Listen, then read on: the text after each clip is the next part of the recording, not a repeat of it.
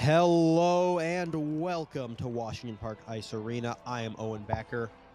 Joined alongside me in part as well as producing is one Ray Dickerson III. On PA in arena is our own Robert Krebel.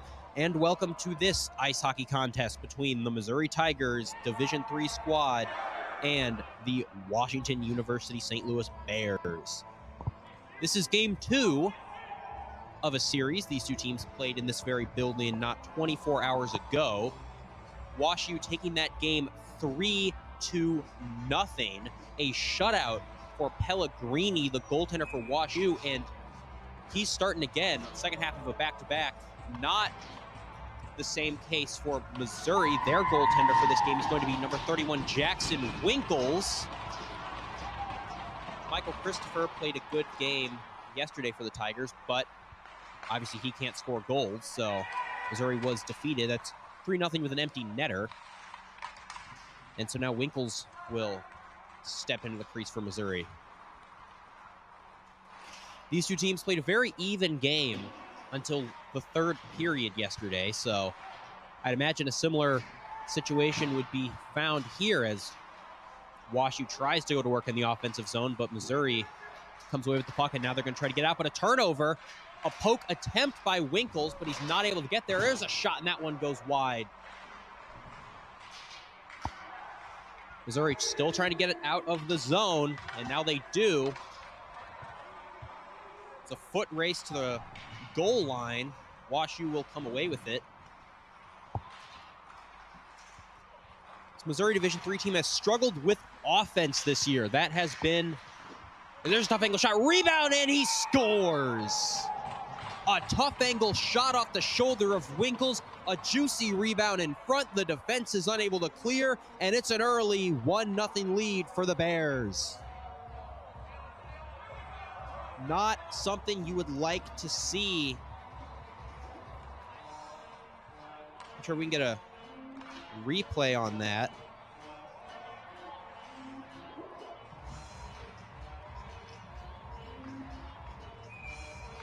That was a unfortunate play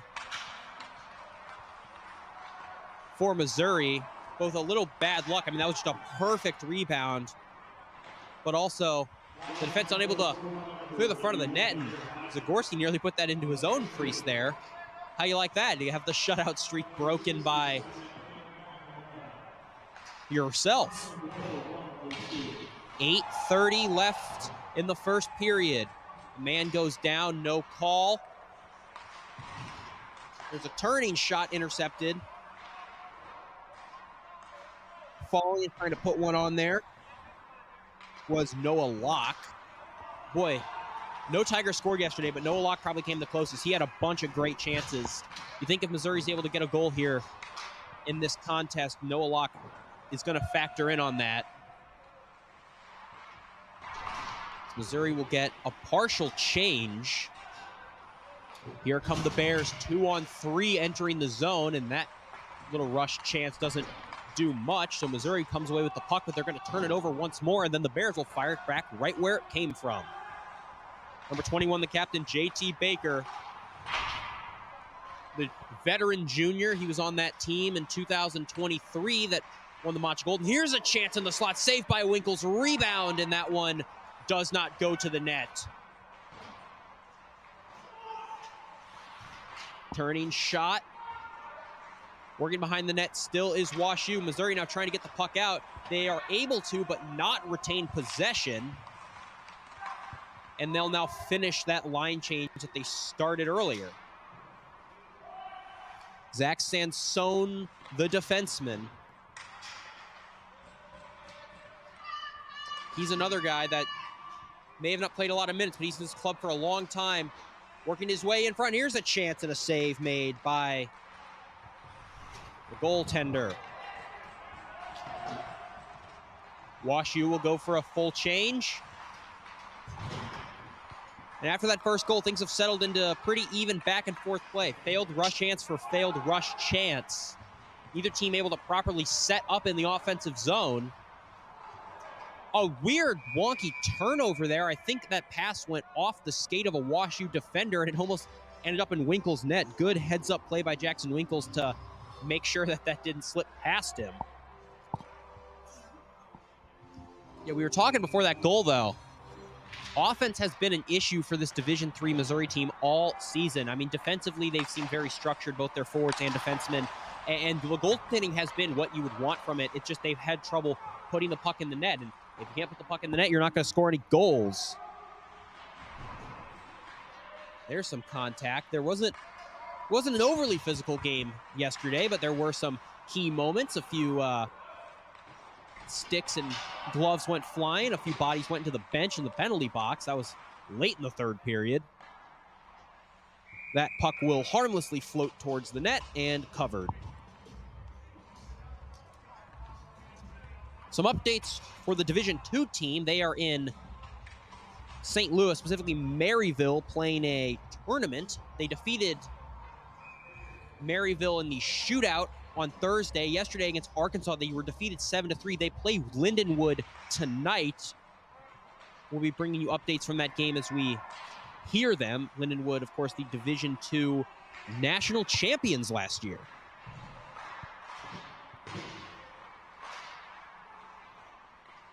More battling along the boards. Missouri did very poor in the face-off dot yesterday, but they won this one, so they're going to try to use that to spur an offensive opportunity. Big collision in the corner. I was going to say a hit, but it seemed more as an incidental collision. Now WashU working in 3-on-2. Here's a shot high on Winkles. You got a blocker on it, and that's into the netting, but there was a hit after the save behind the net. No extracurriculars, so seemed like just an unfortunate little collision there. And it'll be a D-zone draw for Missouri.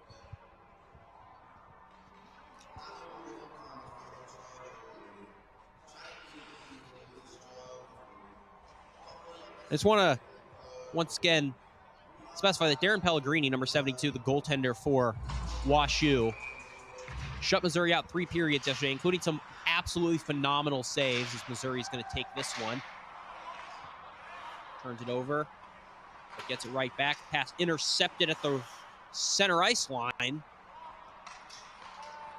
Now Noah Locke is spurred by a nice home run pass. He's working in below the goal line. He's looking for teammates to support him.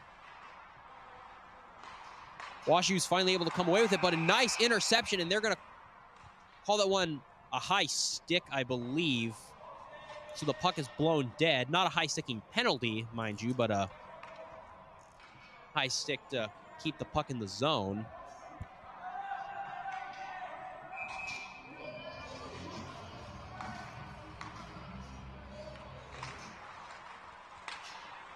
Face off. Puck spurts into the defensive zone for WashU. Fanned on pass and the puck sitting, nobody near it. Sansone, a good job to keep that one in. Shot, and that one was pumped just wide of the goal. No real high danger opportunities for Missouri thus far. They're going to need to generate certainly more than they did yesterday, but overall just more than they have all season. And some confusion. Now Sansone once again with the puck behind the net, and that's a guy who spent a lot of time in this organization. He was kind of a 7th or 8th defenseman on the team 2 years ago, and then obviously spent last year with the Division III team, and he's playing some hefty minutes tonight. Really smart, composed player, and I'd like to see the way he plays tonight.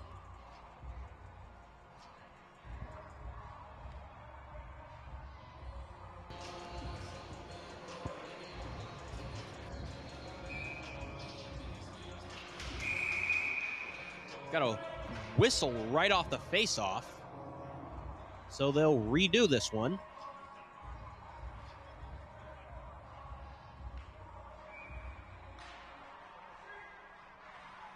Face-off tie-up. The Tigers are going to come away with it. That was Max Zagorski, number 8, who got the puck after the win. And now here's a 3-on-2 entering the zone. JT Baker passed this one along behind the net. Pass to the slot. That one does not go. I couldn't tell if he got a shot off or if it just bounced off his stick, but that's the best chance Missouri's had all night and what feels like one of the better chances they've had all weekend. Nice drop pass. Comes in, and that one is pumped wide.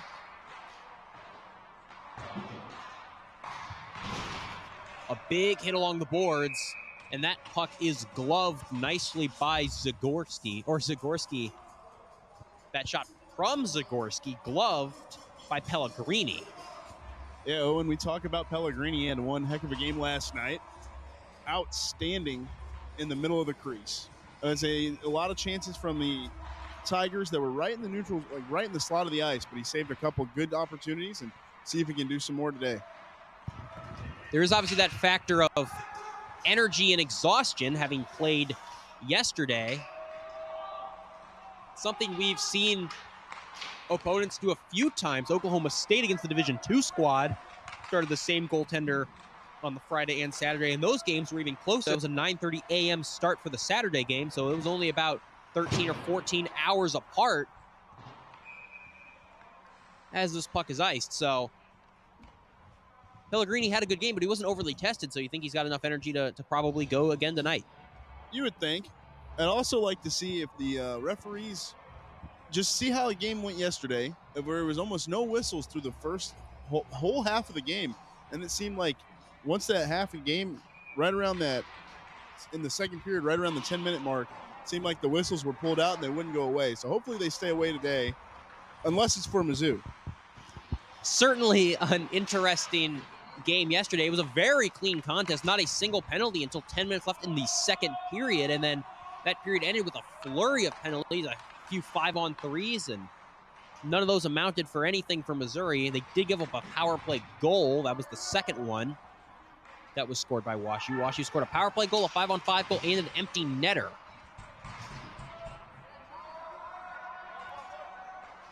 Behind the net of Missouri. Held up on the far boards was Chris Pidge, who used to play defenseman for Missouri, but is now in it forward for this Division III team, and a man's tripped up right there. No call. Poked away by Winkles, and that one is in the net. Poked it right back to the defender. Puts that one just under the left pad, I believe, of Jackson Winkles. And we've got ourselves a 2-0 contest. Both WashU goals kind of coming out of nowhere, materializing in fortuitous ways for the Bears. That one more than the first. That was just a very lucky break for WashU. And, of course, good skill on display to recognize where that puck was going, get it settled, and fire that one past Winkles. It's 2-0.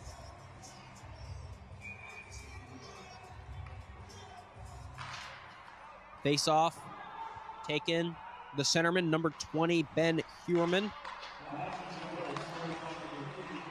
He's somebody who wasn't really particularly on our radar at the start of the season, but he's this team's starting lineup center the last two nights, and he has been very good. The small, nifty, crafty forward.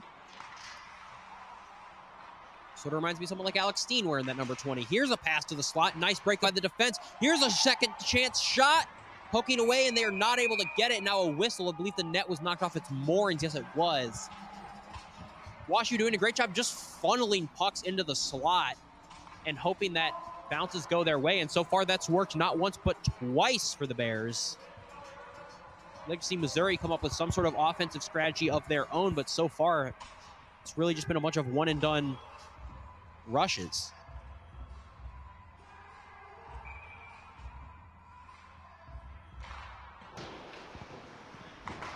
Ryan Quick was the one on the face-off for the Tigers.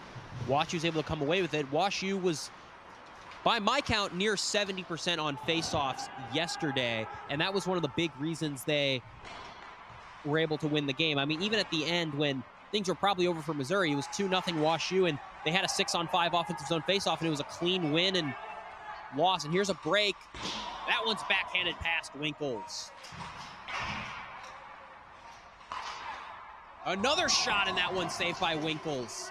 He hasn't been rattled by those 2 goals he gave up, and he's been solid when he has to be. Missouri has to get something going offensively.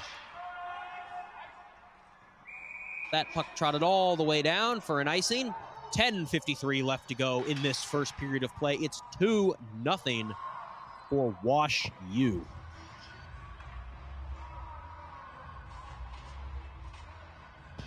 Ray, I have a question for you. Yes. What has Missouri got to do to put some goals in the net? Personally, I'd like to see a little bit less dump and chase and try to get a couple passes to each other. Maybe if it's just one like that right there to Bresner. Good shot on there, but if they could get 1 or 2 passes strung together and just start small, I'm not asking for a whole bunch at the beginning, and then maybe a pass shot opportunity. Like that, there's a good shot once again. They're listening to you, Ray. They're tuning into the broadcast, and yeah, Pellegrini had to scramble a little bit there. He was a bit turned around in his net, but a good series of saves. And yeah, it's all about just connecting those passes. The dump and chase, it's a strategy that can work, obviously, and some hockey fans are frustrated by it. But when you're Missouri, I mean, they've been dumping and chasing all last game and this game, and it really hasn't produced anything for them. And they really struggled to string together even 2 passes. I'm struggling to recall a time they strung together more than 2 passes last game. So, I mean, it's do or die. That's the thing they need to fix, and if they do fix it, they'll have a chance, and if they don't, they're probably not going to win the contest. We've got a whistle. Looks like a man to be headed to the box. Much earlier than last game, by an entire period almost, as last game we had our first minor called with 10 minutes left in the second. Now 10:15 here in the first, and we're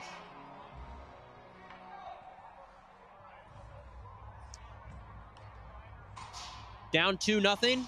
Missouri looking for some offense. This is the time to do it. It's going to be a Gumby's Pizza power play for Missouri. 2 minutes of 5-on-4 to see if they can generate some offense. JT Baker is out there, as well as Ben Huerman. Those guys certainly 2 big offensive threats on this team. As well, you've got Charlie Walker. He can absolutely blast the puck.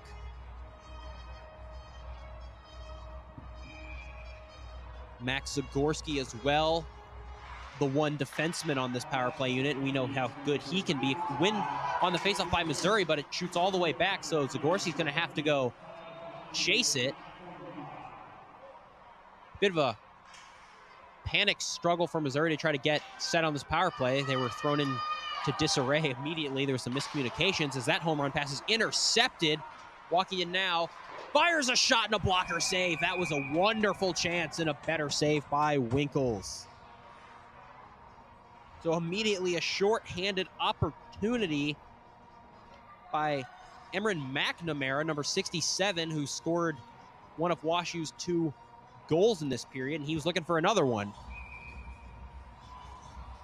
Defensive zone draw for Missouri, still on the power play, 1:35 left. Face-off 1, there's McNamara. He's going to send this one over. There's a shot looking for a deflection and a save by Winkles, and he falls on his belly to cover it up, and it'll be another face-off in the D zone for Missouri, and they'll change their second power play unit. So that first group not able to get anything done other than a couple shorthanded chances again. So now that second unit is going to go to work, see if they can win this draw, get it out of the offensive zone and defensive zone rather, and try to generate some offense. Ryan Quick was the one on the face-off, but he's unable to come up with it, but now the Tigers have it.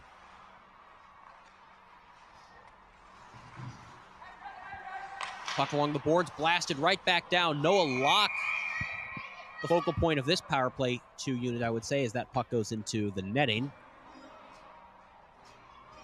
But Noah Locke is a guy that we talked about yesterday. He's looked good. In that combination of him and Ryan Quick, I'm expecting to produce some offense. Maybe it's not going to get a goal on this power play, but I expect there to be a few good passes connected.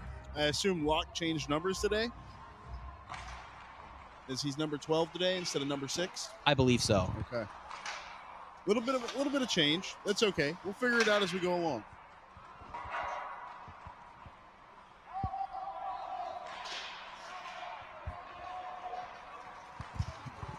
Here's a chance, 2-on-1, a shot. Ryan Quick was the only defender. Now working back into the O-zone is Missouri. There's a pass, slot shot, or a dot shot rather, and that one's right into the chest of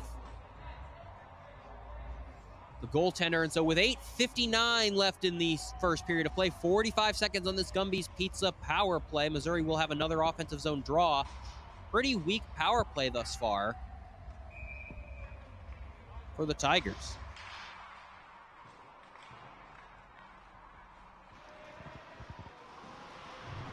Sansone to the corner, fighting along the boards, and that puck is ejected all the way down the ice 200 feet to the net of Winkles. Luke Bresner had it and lost it. And this WashU penalty kill absolutely buzzing. No real chances for Missouri.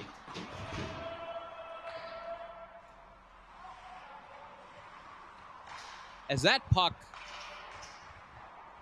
they were looking for the top of the dot, but nothing going, and it's missed pass after missed pass for Missouri. We're back to 5-on-5 play. So nothing doing on that power play. A couple good shorthanded chances for the Bears and nothing else. And here they go. Missouri still needing to get a line change. That puck is iced, so they'll get it. They still had only one defenseman out there, so a bit of a lucky break that WashU didn't string together a good rush. They'll send JT Baker's line out there. 8 minutes, and definitely a frustrating power play if you're Missouri, as Baker's tied up on the faceoff, and a chance in front. That one's loose behind the net, and a whistle. Baker won the faceoff, then that puck was walked right in. They tried to jam it under the pad or go 5-hole. I'm not sure what the whistle was for. I think it might have been a premature whistle. They thought he covered it, but the puck was floating behind the goaltender in the crease. Here's a face-off. McNamara with it. Now WashU's going to try to enter the zone with speed, but submarined is the offensive attacking player for WashU, and so Missouri will get the puck now. We're nearly turning it over. Tried to get that pass to Charlie Walker, but it went beyond his stick, and WashU is going to walk right back in. It's McNamara once more. Boy, I've said his name a lot tonight. He's got one goal and a couple great chances, including the one on that penalty kill. Take a look at that last hit. Little hip check along the board there. Send him up and over. It's a good hit there by the Mizzou Tigers. It was. That was what you like to see. Physicality is never something you don't want to see. It's just hopefully it goes by way of supporting your offense. We talked about yesterday, they were landing some great hits at the end of that game, but they were down 2-0, and they hadn't generated almost any shots, so it felt like, yeah, it's a positive that you're being physical, but you're not really putting the puck in your net.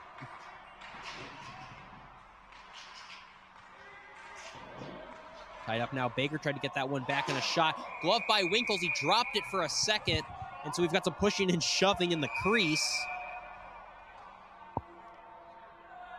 It's the first bit of real bad blood we've seen in this game.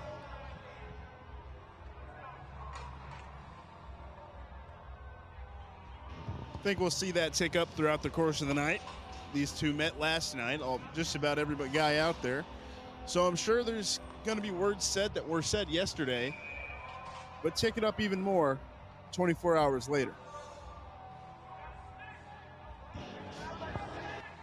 Of course, hockey's fundamentally a frustrating sport. You're constantly trying to progress, and the other team is constantly stopping you at every stick lift, and so that can get very frustrating, and when tensions boil over, you can have some fireworks. So, especially here in Washington Park Ice Arena, I mean, we've seen some violence, and yeah, go Ray. What are you? Is there some type of confusion here? Is there a power play?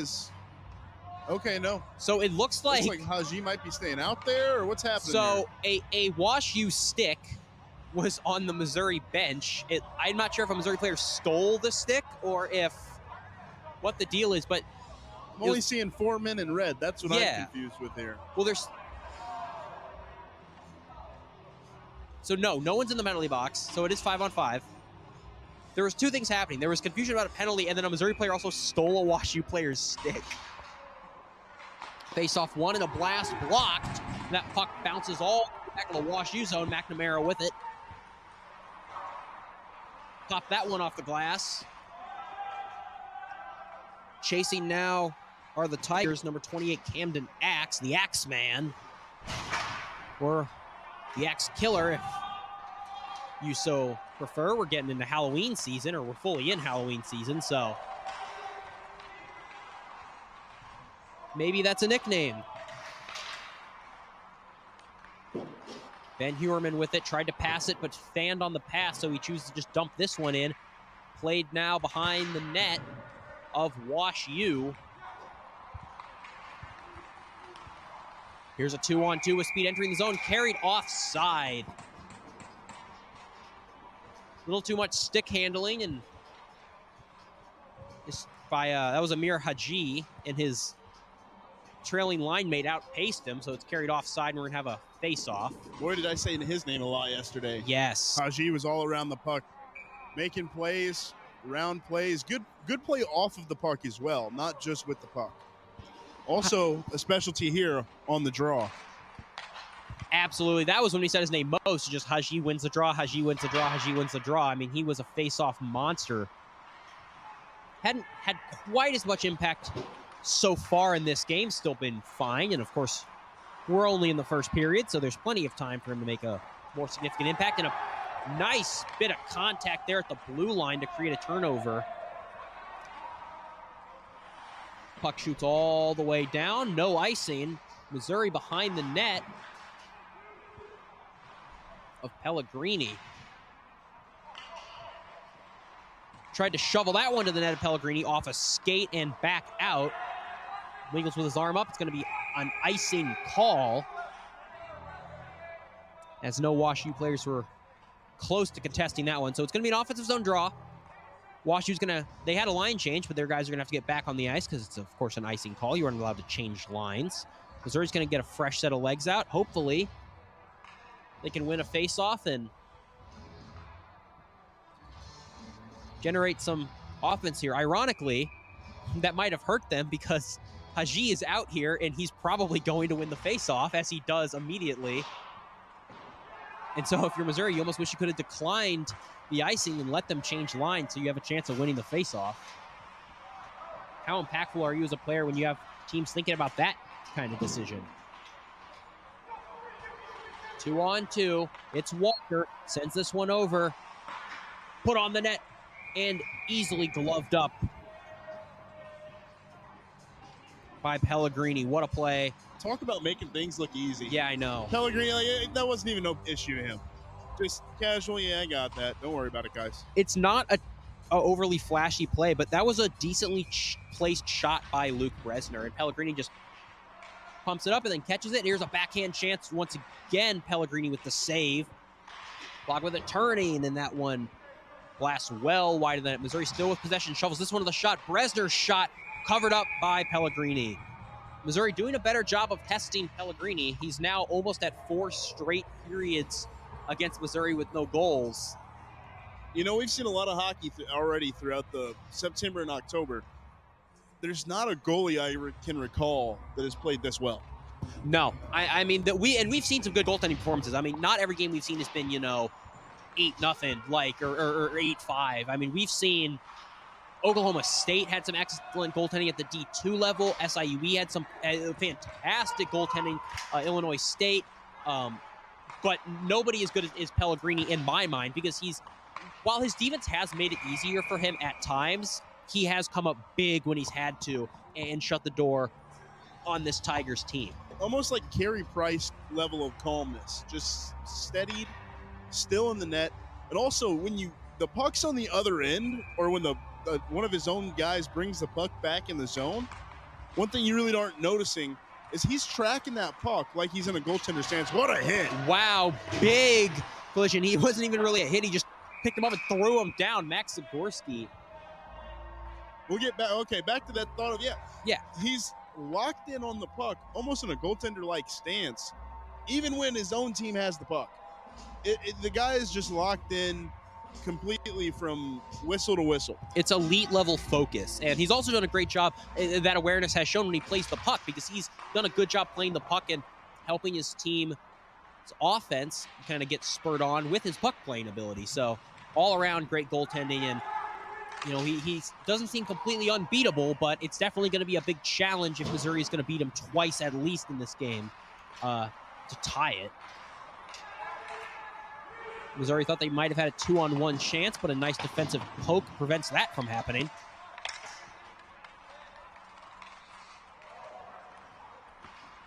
McNamara circling around, waiting for his team to get a line change. Nice pass between the defenseman and the blue line. What a good stick right there by the defenseman, Max Zagorski. Tried to shovel that one into the slot, but went off a whole bunch of sticks and feet. Good stick by the Tigers, but it's able to come away. There's a shot, and they were looking for a deflection. They almost got it, but it bounced high of the post. 3 minutes and 20 seconds left in this first period of play. 2-0 for WashU. Only one power play in this game. That was for Missouri. It didn't turn up anything. Both sides will go for a line change now of the forwards. Still that same defensive group out there for Missouri. Samson along with, well, I was going to say along with Max Zagorski, but now Zagorski goes to the bench. Gets a well-deserved change. Brief chance for Missouri. Huerman looking for it. Below the red line. The goal line, rather. I guess the goal line is red, so. You would be correct there, good sir. Yes. There's a pass to the slot, but once again, that saucer doesn't find a home. Huerman tries to lay a bit of contact on, unable to. McNamara skates with speed in. Good heads up by Samson to recognize the trailing defender. He's going to get the puck. That one nearly bounced out. It hit a little nip in the board. There's a high shot. That one high and wide of Winkles. Great chance. A good series of passing by Missouri. Entering the zone is the alternate captain, Samson. Nobody with him as Missouri used that opportunity for a line change. Samson's still with it. He gets thrown down. Big hit. But the puck's still in play. 1:45 left to go in this first period of play.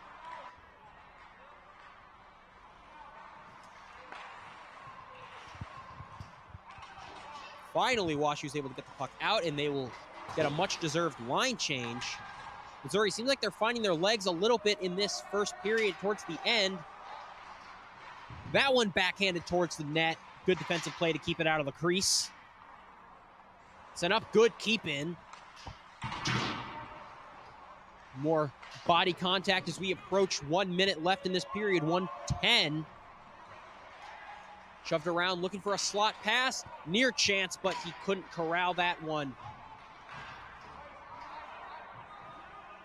Huerman's pinned along the boards. 1 minute now in the period. Spurred on is Grant Bader. Shot, save made. And wow, I thought Zagorski,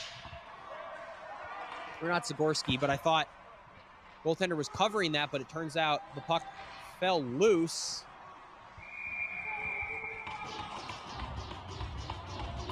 And yeah, that was weird. The shot was on, and I thought for sure that Pellegrini had covered it. Yeah, it wasn't just you. I lost track of it as well. I thought it might have been in his pad somewhere as Bader broke the stick there going for the jab late, but couldn't come up with the puck, and yeah, it just squirted out and went to WashU. So 38 seconds left in this first period. Missouri ended the first down 1-0 yesterday. They're down 2-0 right now. They're going to win the faceoff cleanly. A rare sight, a shot, and that one is deflected. Another shot, that one from Bresner high. They've got a little bit of bite. Long shot, save. Doesn't seem like too many high danger chances, but the puck was still in that offensive zone for Missouri, so that's certainly a good sign. But now it's in their D zone. Quick turnover, however. And with 10 seconds left, Missouri's going to try to just clear this one out. They do. Bounced off. Icing waved off. Good job by Locke to chase it down. 2 seconds, 1 second, and that will do it for the first period of action here. 2-0 for the WashU Bears. very interesting first period. So you've got a Missouri team that got shut out last game, and so offense is going to be the focus. And I don't know, yesterday's first period, Mizzou seemed pretty slow until about 5 minutes left in the first period. They seemed a little rusty, and then they kind of got their legs under them, and we thought, oh, this is it. They figured it out. They are going to be able to get things going. And then that kind of wasn't apparent for the rest of the game. And so we've got a similar situation here where in the last 3 to 5 minutes, Missouri looked like they were kind of getting things going. Now you have to keep that momentum, right? Second period of the long change. You got to cut out the turnovers, and you got to start generating offense. Just throw the puck on net. Like, make Pellegrini make a save. He has when he's had to. Make him make more is the key thing, I would say. What about you, Ray? Yeah, I'd just like to see more shots. Just more shots. Throw everything. Throw your stick. I don't care. Throw the helmet. Throw the gloves. Throw anything you can at this guy because he is absolutely he has everything on lock. Maybe some of these stretch passes, a little questionable. Maybe just get some short passes. Try to break the line as a team, as a unit. Have the defenseman carry it up when those forwards are already up and have a forward hang back on that play instead of these stretch passes that are either missing or they're going to the other team. It's just, things like that they can cut out of their game, and it can help them out a lot. That's something I'd like to see going into the second period is just clean up the little things. Once you start there, then everything will start to come together. Absolutely. It's very, hockey fan sitting on his couch saying, oh, why don't they just shoot the puck more? They'll score. And that's not always the case. But in this case, it is, I think. It's, hey, you need to kind of put the puck on net a good bit more. And defensively, I think the best way to stop Wash U is just don't let them have the puck. Play the possession game. Because Wash U, when they get it, they have these seam passes down pat. And I think that's going to be a hard thing to stop. So I think Missouri's best bet is to just lean on their goaltender Winkles and just play containment. Don't turn the puck over and try to keep Wash U's most dangerous weapons away from your net. Let them shoot it to the outside. Don't let them get those shots off in the slot because they have been funneling pucks into the slot. And overall, just not having much success on the other side of the ice for Missouri. So with that will do it for our first period intermission report. So don't go anywhere. In about 12-15 minutes, we will be back with the second period of action here at Washington Park Ice Arena. So don't go anywhere. I'm Owen Backer, along with Ray Dickerson, Robert Krebel on PA. We will see you momentarily.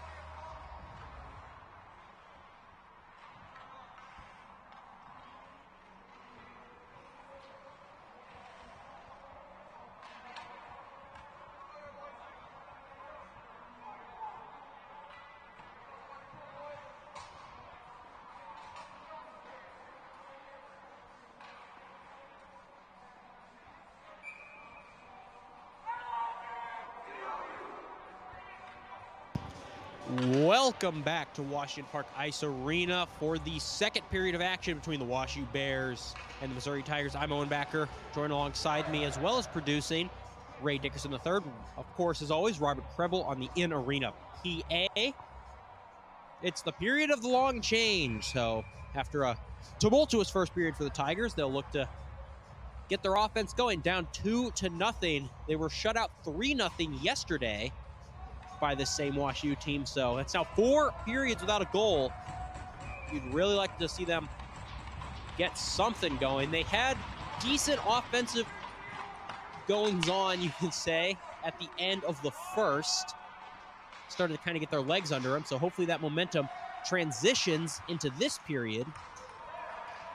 I think the long change will probably be a pretty big factor, as both these teams like their long stretch passes, and so you can maybe take advantage of a broken play. It's WashU going to work first.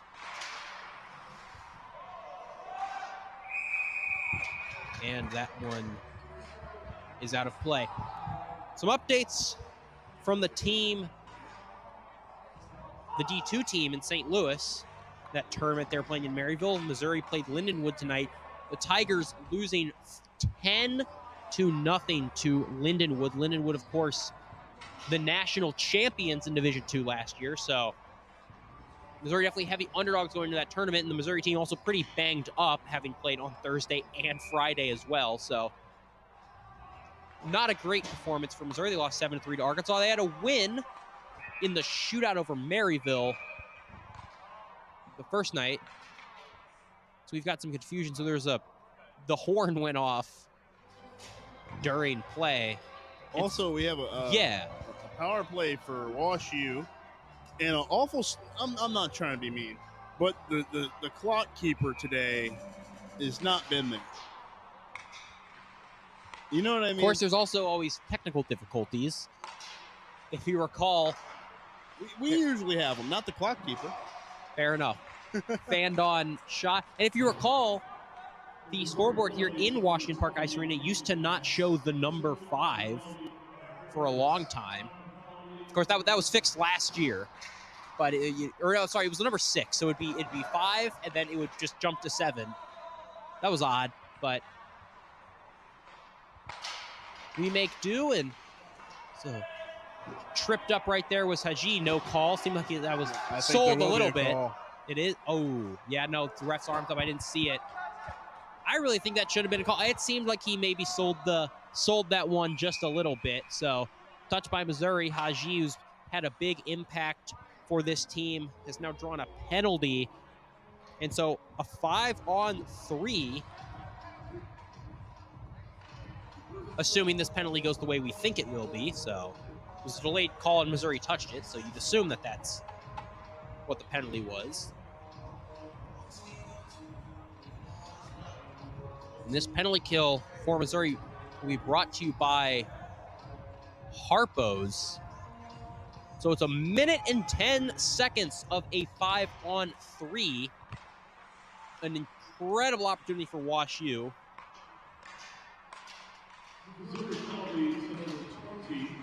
Shot for McNamara, that's wide.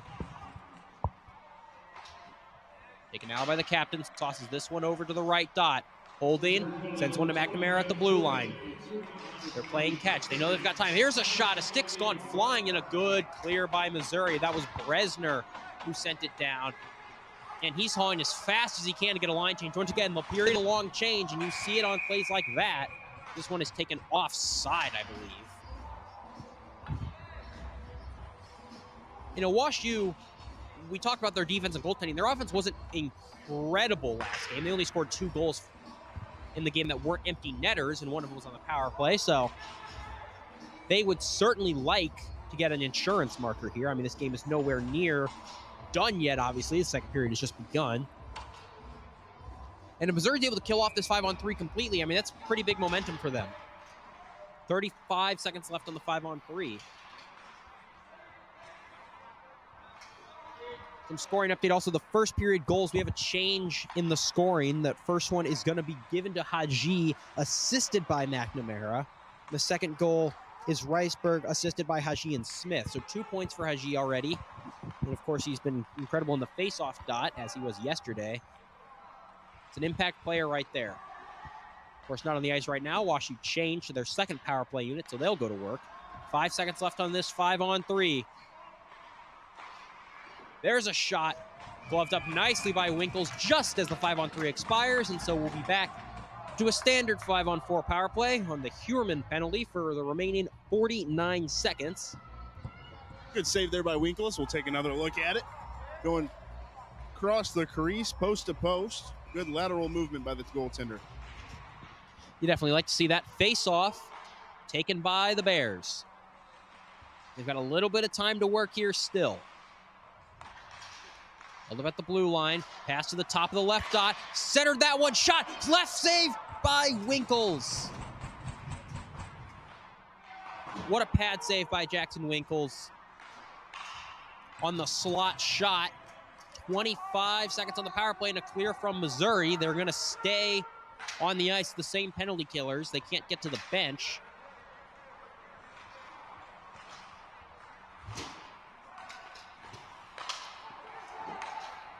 Bresner with it. He's going to walk this one into the offensive zone. Just kill some time. Shoots that one, and coming way out of his net to glove that one and drop it down and play it was Pellegrini. So we're back to 5-on-5 play. A good penalty kill by Missouri. See if that big 5-on-3 PK can give him some momentum, and never mind, it doesn't, because right after the power play ends, a goal for WashU. Walking right in and scoring is McNamara as he does the 6-7 Selly, number 67. And we are now at the final score of yesterday's game, with just a few minutes into the second here. 3-0 for WashU.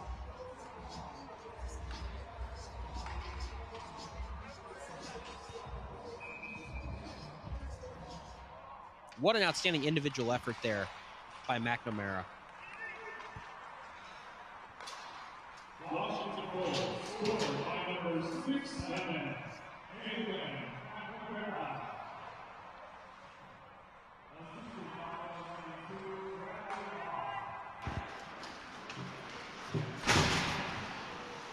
Ma picking up the assist on that. He had a good game yesterday. So a great penalty kill for Missouri. Bend but don't break. And then immediately after one clear, WashU gets that marker, almost more deflating than if they had just scored on the power play. The scoreboard in the arena still says 2-0 WashU, but it is 3-0. It seems like they're having some technical difficulties on that front.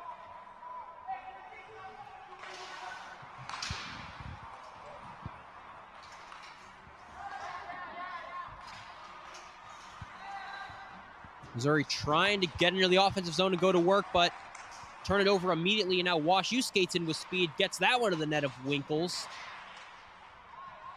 And sticked out. High shot, just past Winkles. Another one. They're just blasting everything at this point. No harm, no foul on any of those shots. Finally, the puck is sent high and ejected out of the rink. So we'll face off. And man, you feel like WashU's playing like Missouri is right now, or how Missouri should be, which is just throwing things on net. I mean, it's so interesting to me how WashU can have one player skate into the zone by themselves, cut through the entire defense and get a chance, and then Missouri will kind of try the same thing, and it's obviously, I mean, it's broken up immediately. This Missouri team maybe doesn't have the raw skating speed and skill that some of the high-end WashU players do. There's another shot, that one from a weird angle and caught by Winkles, so yeah, you'd think maybe Missouri needs to stop trying to skate in by themselves like WashU is and just focus on their strengths.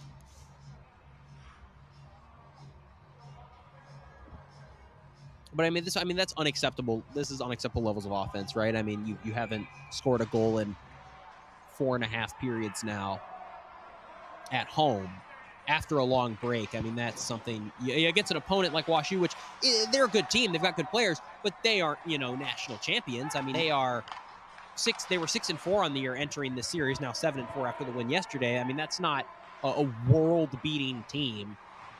You should be able to pot a goal.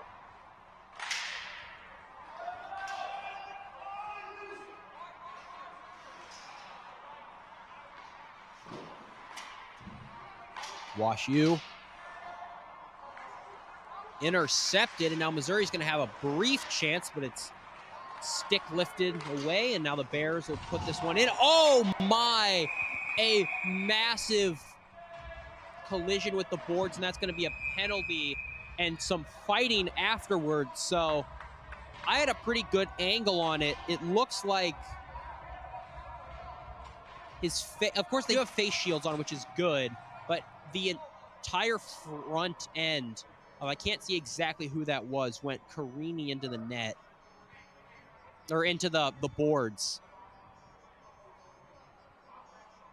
And I think they're going to call interference. He just got a little shove in the numbers, and it took an awkward fall and collided chest and face first with the boards right along the WashU bench. Everybody is up and standing, so it doesn't seem like there was a significant injury, but definitely someone was rattled, and I think that's going to be there's going to be multiple penalties called on this play. Let's see what they announce.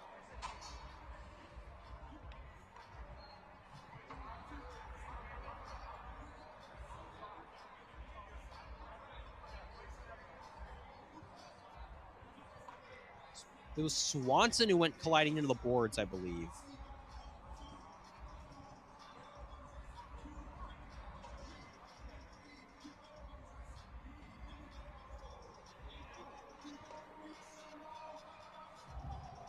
And I'm not sure who it was who is sitting in the penalty box.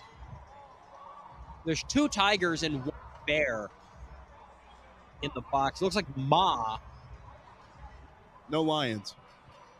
No Lions.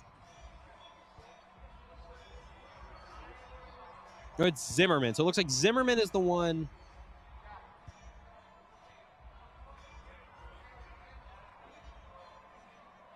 For WashU, and this is quite a long deliberation. Both captains are sitting at the penalty box talking to the refs. There's 3 guys in the penalty box, 2 for the Tigers, 1 for the Bears, but they're taking quite a while to figure this one out. I think because you've got the initial penalty, which I think is probably an interference call, and then the scrum afterwards, which I think is probably going to constitute a couple roughing minors.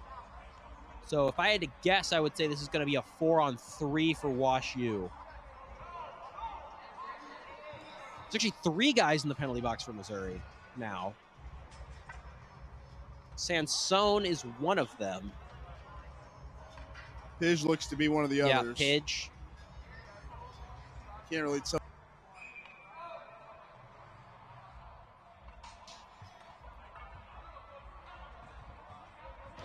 And yesterday was such a clean game for the first half, and now we're still in that first half of this game, and we've got a major. Penalty. We've got a major on the board.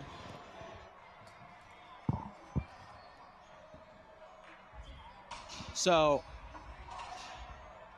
that's number 9, Andy Trupiano. So he has left the penalty box, and I believe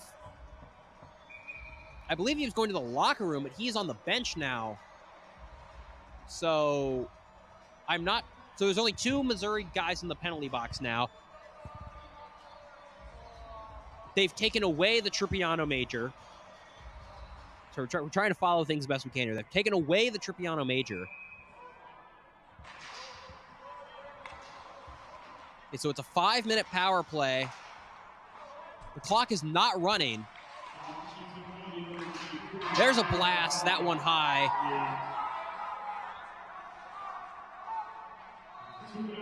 Fans taking some exception. That was about 10 seconds of time on the power play the clock was not moving. So Sansone is going to get the penalty.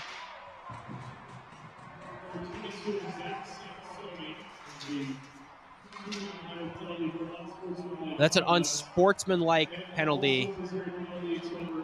And then Pidge is going to get the 5-minute. So it's going to be a boarding minor. I thought it might have been interference. Boarding makes just about as much sense as that. Could have gone either way on that call. I don't think it was an overly vicious or intentional play by Pidge, at least from my vantage point, but I do think that's probably the correct call to make. I don't think there was any serious injury on the play, which is obviously good. But no matter what, it's going to be a Harpo's penalty kill for Missouri, and they've done a decent job in this first minute and 10 as Wash U is going to change to their second power play unit. Held behind the net.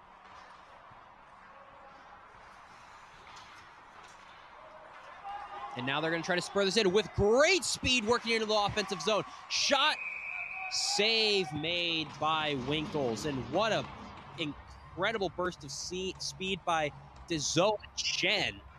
Flying. That's the fastest skating speed we've seen of anybody tonight, I'm confident. Yeah, he made a play like that just yesterday. Mm-hmm. Flew through the neutral zone all the way from his own end. Came in and scored, though, which put a shock on the face of the Tigers. He nearly did there, but it was a good job by Winkles to stand tall as there's another shot saved. Secondary chance also saved by Winkles. WashU's playing with some pep in their step. They want this goal desperately. They want to put this game out of reach. They're up 3-0, but with half the game still to go, the comeback is still in the cards for Missouri. So WashU desperately wants to put this one away. And of course, it's a 5-minute major, so if they score, they remain on the power play. Big collision. Puck high and gloved by Winkles. And so now the Sansone penalty is expired. So it's still going to be a 5-on-4, but now Sansone is going to actually get to be on this penalty kill. As he hops out of the penalty box and joins his team on the bench. WashU is going to send that first power play unit out again. McNamara's back. Haji's taking the face-off. Won by Haji. McNamara. Puck poked away by Ben Hewerman. Good defensive play by Hewerman to send this one back to the WashU end. And we've got ourselves an icing call. 2:41 left on this Harpo's penalty kill for the Tigers. 11:31 remaining in this second period of play. Last big penalty kill, we said, hopefully the Tigers can kill this penalty off and use that momentum to generate some offense of their own. They did kill off the penalty, but almost immediately gave up a goal to make it 3-0. So I'm going to be cautious about saying that same thing again, but if the Tigers kill this off, maybe it'll give them some momentum. Let's see. With ridiculous speed, cutting through the neutral zone, shot high, and that one does not go. WashU using their skating advantage now. McNamara slides this one to the top of the dot, unable to be corralled. Good hit in the corner. Hannon with it. Hannon tries to put that one through. A bit of an awkward bounce off the mask of Jackson Winkles, and he's able to glove that one up nicely. And so now both squads will get a much earned change. 2:06 left on this penalty kill, so just about one full power play of time.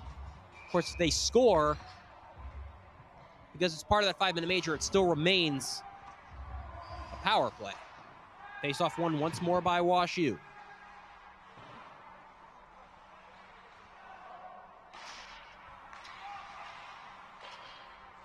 Top of the dot, fire that one high and into the netting after a good blocker save by Winkles. I tell you, they've been shooting pretty much everywhere on Jackson Winkles this game. They've tried to beat him 5-hole. They've tried to beat him glove side a few times, and they've really challenged that blocker side, and he's been very stout in net.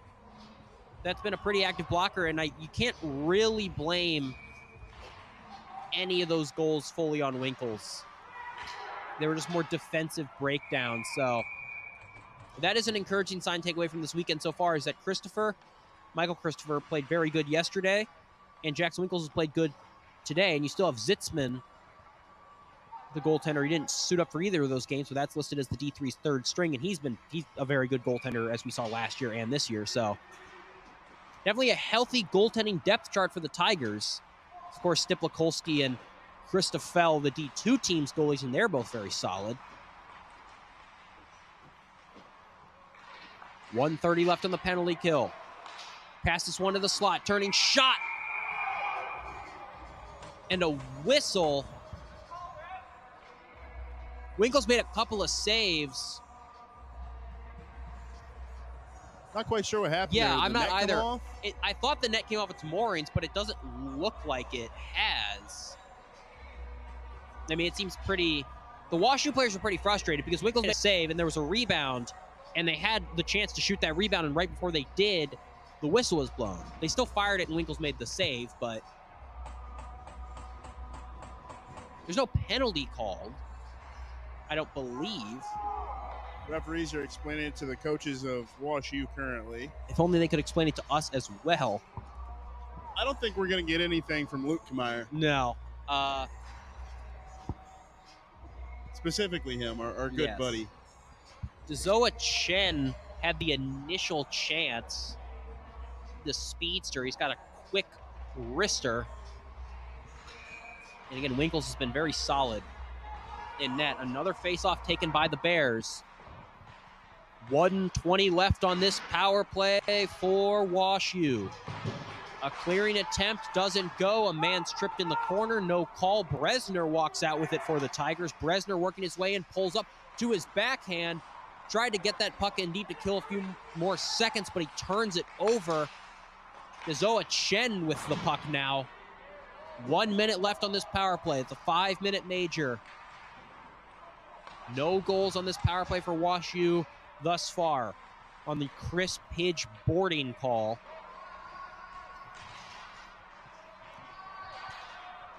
Huerman went for it, and this one is cleared out into the neutral zone, taken by WashU, so a bit of a half clear for Missouri. 1:35 rather on the clock, on this power play clock, and a whistle. All right, so let's say you don't assume anything. Let's just say that Missouri kills off this penalty because they've done a good job for the first 4.5 minutes. How do you try and get your offense going in the last 9 minutes of this period? I think you got to start by not only just sustaining pressure. You got to sustain pressure, but also put shots on and build up pressure throughout the course of the rest of this period. And use the momentum from killing this penalty if they can do it here. Because a 5-minute penalty kill takes a lot out of an offense. And as we've seen, these penalty killers have stayed out there a long time, but so have the power play. So they have 5 guys that have stayed out there, 5 to 10 guys that have stayed out there for the course of the past 5 minutes. So those legs are going to be tired, even though they've been buzzing. Absolutely. A stick goes a mile high nearly into the rafters. And yeah, also, I mean, WashU is skilled as this penalty is killed off. So back to 5-on-5. That penalty kill, once again, brought to you by Harpo's. But I mean, WashU is more top 6 heavy than Missouri, I would say. I think Missouri is better up and down the lineup depth as Winkles freezes this. So those top 6 guys all being pretty exhausted is beneficial to Missouri. If you can get the 3rd or 4th line out there, you can start, going to work, buzzing, get a puck in net. And once you score, that kind of opens the floodgates. You think, okay, we beat this guy finally. It's been 4.5 periods. Now let's put him on.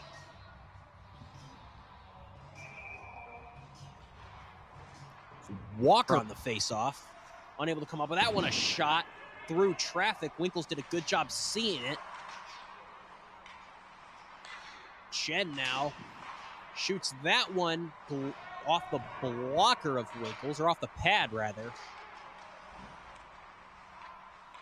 Charlie Walker able to circle around and get that one to his buddy Sansone.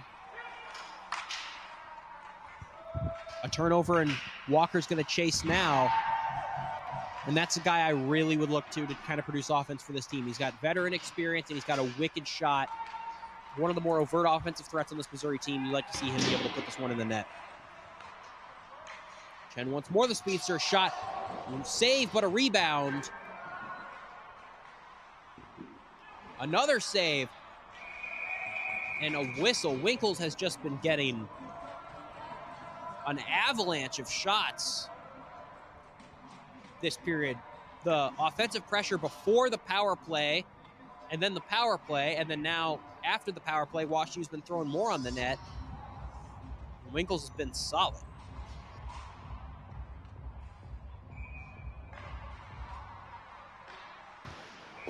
Another face-off win, an immediate shot, and an immediate save.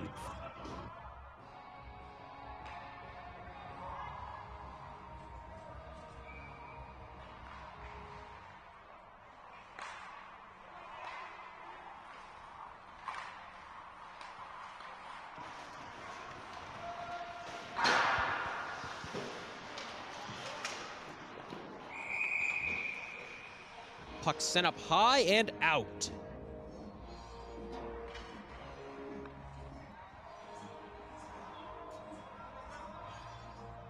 Seven minutes and 20 seconds left in the third, or in the second period, rather. Face-off won by Missouri. Shoots this one.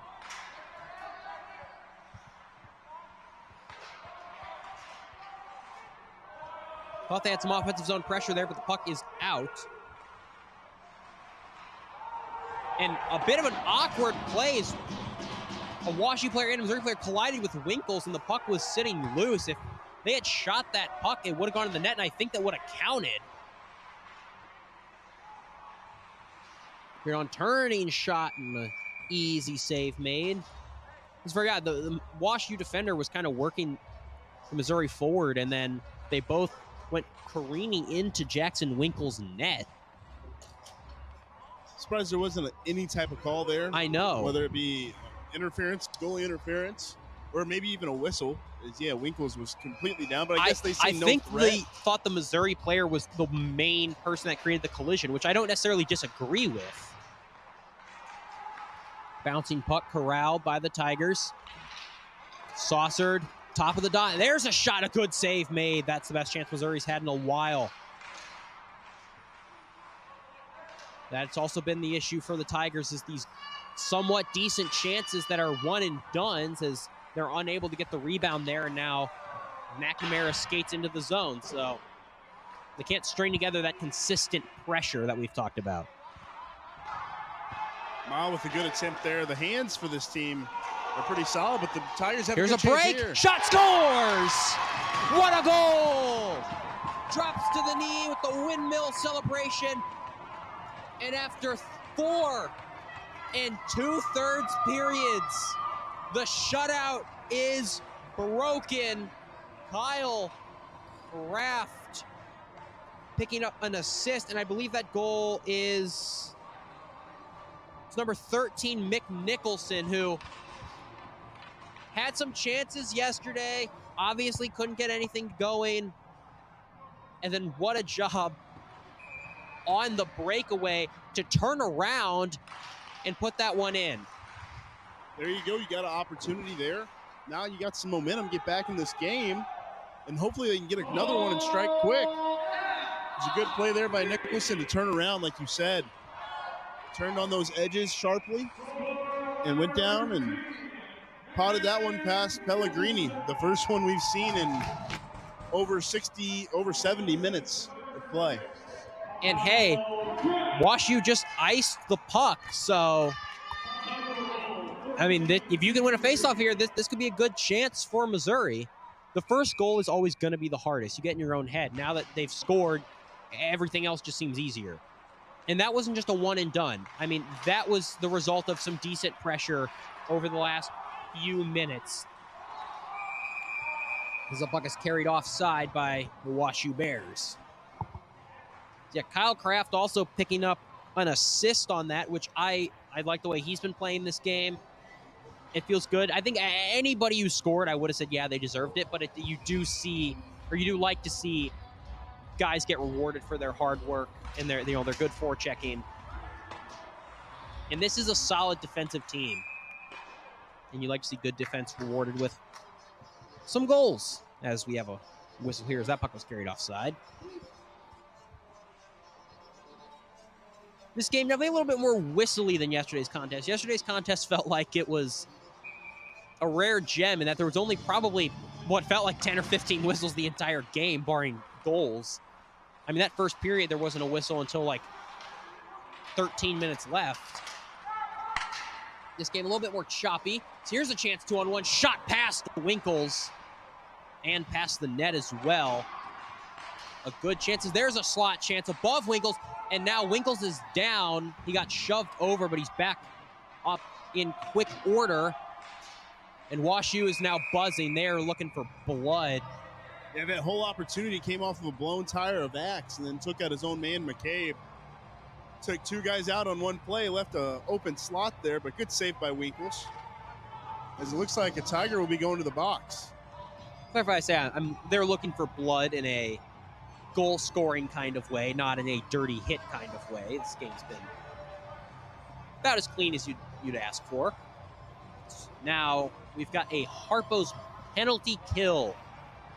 Missouri was able to kill off a 5-minute major on the Chris Pidge boarding call earlier in this period, and then were able to survive the WashU onslaught just after that penalty kill and get a goal of their own eventually. So can they do it again? This one only 2 minutes. McNamara at the blue line tries to funnel this one to the slot.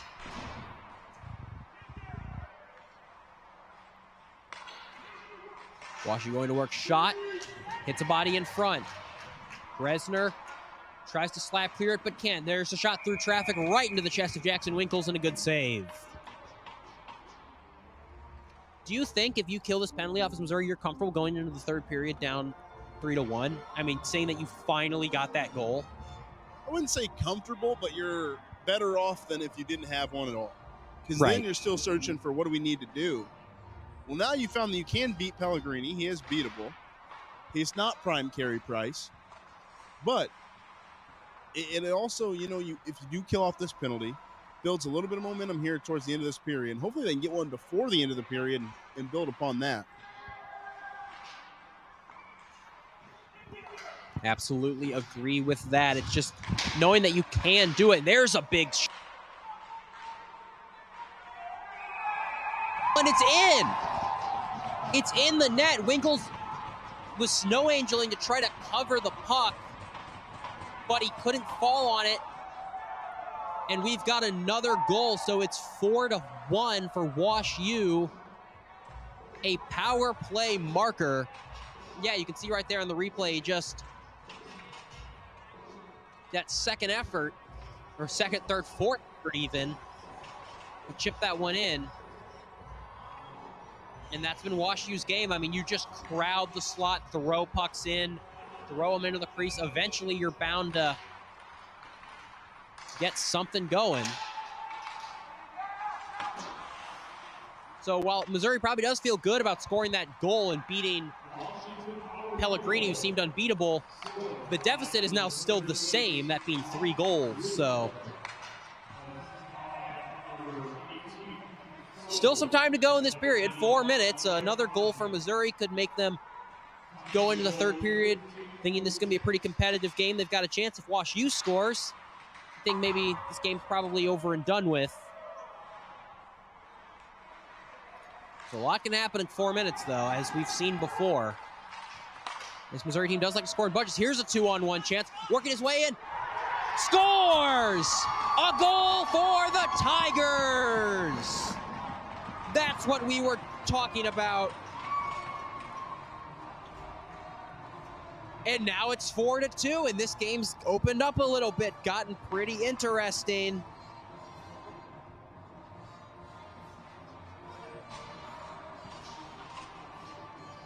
What a job by Missouri. And that's how I think they've decided the recipe of beating this goalie is these individual efforts, these breakaways. I honestly thought he was going to get outweighted by Pellegrini, but the shooter outweighted him instead, like a shootout move, and he's able to put it over the left pad of Pellegrini. That was Setnar, who is a guy that has moved up and down the lineup for D2 and D3. Yeah, Sednar just came in there with hot speed and just blazed right past everyone and tucked that in on the far post. Good play there. Honestly, Pellegrini almost had it. He just tucked it right around the toe. Just good play by Sednar. Just absolutely beat the goalie.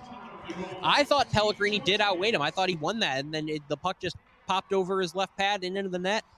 Kyle Sednar is kind of known as the first guy up.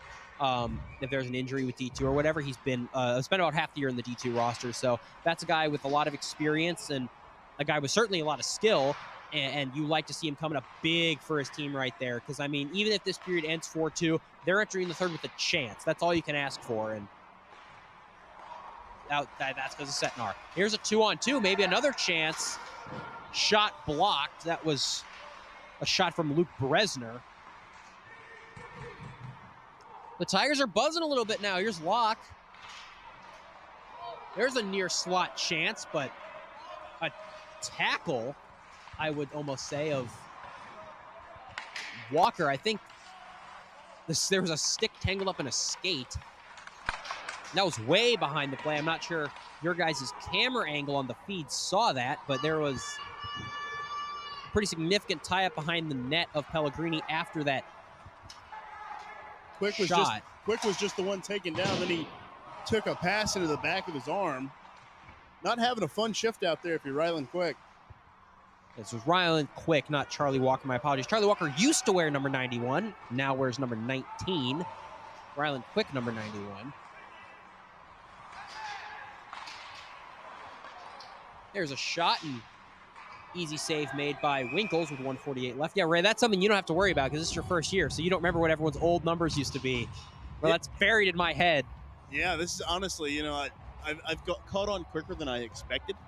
But yeah, Ryland Quick. I would argue that he might be the most offensively skilled forward on this team. That's not ridiculous. I would agree. But not all around player. But the kid does have a lot of offensive skill, especially when he has the puck. Kind of reminds me of a freshman year Andrew Knapp when he was on that line with Nick Spolik. He was more of a true sniper, and there's a chance. But not an all-around player. Of course, his game has since developed since then. Obviously, Quick and Knapp both pretty big guys as well. Sansone with it. Good job to not lose the puck. The last thing you want if you're Missouri, obviously you'd want another goal, make it 4-3, but you cannot give up another goal and give WashU their 3-goal lead back entering the third. So that's priority number one as Sansone keeps this in. JT Baker goes work behind the net, tried to get this one to the front, and shoved down is Pidge. Yeah, Pidge just got completely upended. I'm surprised there wasn't a call. I feel like that was a pretty textbook interference penalty. I mean, WashU was able to prevent a scoring chance by shoving a player down who didn't have the puck, but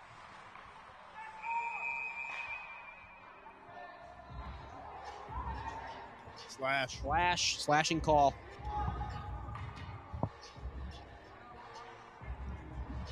Well, there you go. So this is interesting now. 47.6 seconds left in the second period. Down 2. You've outscored WashU in this period. You've got a power play for the rest of the period. If you can score and go into the third down 1, I feel like Missouri would have almost all of the momentum. So this power play brought to you by Gumby's Pizza.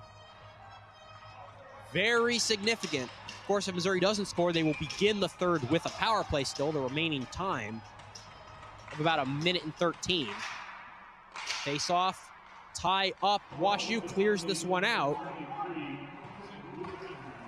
This power play for Missouri has not been fantastic. They haven't gotten too much work this series. They had 2 power plays yesterday, and they had 1 this game, all of them not producing any goals.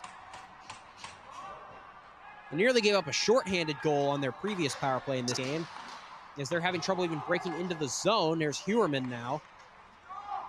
Hewerman coming in looking for a wraparound maybe. Sends this to the blue line. Kyle Sednar. Sednar sends this one over. A good pass, and Hewerman can't come up with it. There's a slap shot into the legs of a WashU defender. And with 4 seconds left, WashU now a slap shot. Easy save by Winkles just as time expires, and that'll do it for the second period of play. The score is 4-2 for WashU. Missouri will begin the third with 1:13 of a power play. And what a whirlwind period. I mean, I'm not going to lie, folks. I was kind of expecting Missouri to kind of lie down and die a little bit. I mean, WashU scored to make it 3-0 at the end of the first, and Missouri weathered the storm. They fought off the 5-on-3 power play for a minute, and then the remaining 4 minutes of the major penalty. And then they score. They finally beat Pellegrini, and it seems like they've got, their mojo. And then WashU scores a goal to make it 4-1, a backbreaker, and it seems like that might be the game. But Kyle Setnar puts the team on his back like Greg Jennings and scores 4-2. Now Missouri is going to enter the third down 2, and they entered the second down 3.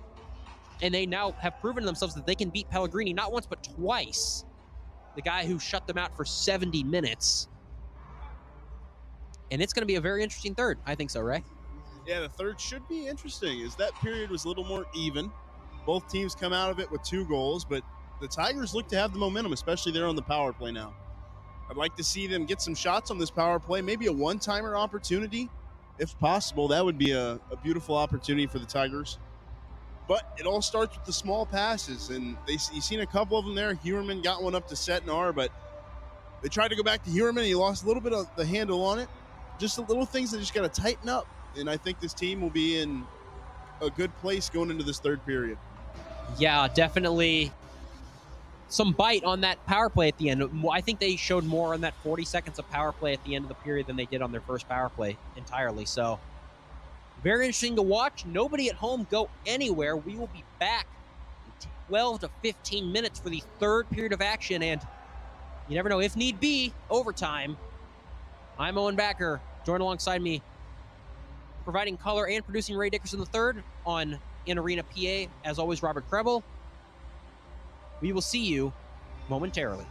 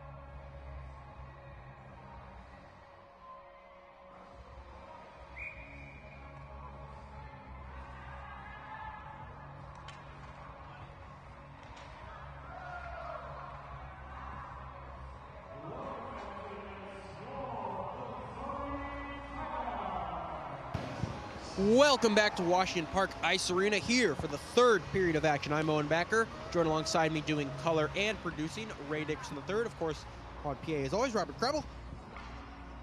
Very interesting end of that second period. Missouri seemed like they might have been done. They were down 3-0.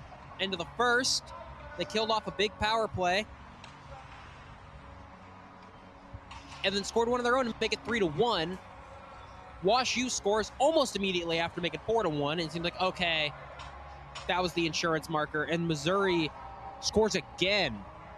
Those goals from Missouri come from Mick Nicholson and Kyle Setnar, respectively. So now they're only down 2. And then at the end of the second, a power play for Missouri, 47 seconds. They got a few decent chances, and that power play is going to carry over to this period. So it's going to be 1 minute and 13 seconds of a power play for the Tigers. They've had all of intermission to prepare for it. And a power play goal here would set them up beautifully to tie this game. Only be down 1. I'm very excited. Whether a Wash U fan or Missouri fan, I'm very excited to see how this game ends. We thank you all for joining us, Mizzou fan or Wash U fan. We're happy you're joining us here. Me and Ray are a couple of St. Louis guys. We're very familiar with Wash U. Yeah, remember to like and subscribe, please. Yes, we just hit 1,000 subscribers yesterday. We appreciate it. Puck is dropped. There's Ben Hewerman on the faceoff. Kyle Setnar, number 18 on this power play as well. He scored the goal. Charlie Walker, the second goal rather. Walker working his way in. Hearns shoots that one. 48 seconds still on this power play. Brought to you by Gumby's Pizza. Jackson Winkles in net for Missouri. He's had himself a good game. None of those goals you can particularly blame on him. Maybe that fourth one being the most you could blame on him, but still I wouldn't throw shade his direction. Kyle Setnar now in the offensive zone. Drops this one back in a tough hit into the boards. I think he just blew a tire. Player for Wash U there. So 15 seconds left on this power play. Penalty coming up for the Tigers. And there's a whistle, so he was able to touch it. Setnar just kind of drove him into the board there, but it was almost an accident. Yeah, well, so that's 2 boarding penalties that have been called right there, like precisely right there on that far board. We know the ice here in Washington Park Ice Arena is not always the best. We see a lot of guys take tumbles along the boards and near the corners, and so I'm wondering if, it's a pushy, shovey game if we've had 2 boarding calls now kind of near that board that weren't overly intentional. But either way, it's a penalty call, so it's going to be 10 seconds of 4-on-4 before it'll be 1 minute 50 of a full power play for Wash U. So McNamara, careful not to turn the puck over, and he's going to wait till he can get his guy back. Going to trade places, and now it's expired, so back to 5-on-4 rather for the Tigers. So they are on a Harpo's penalty kill. Shot on, blocked. Corner now. McNamara and Hajit are set up on that right side. Both of them factored in on that first goal for Wash U. Hajit the goal scorer, McNamara with the assist.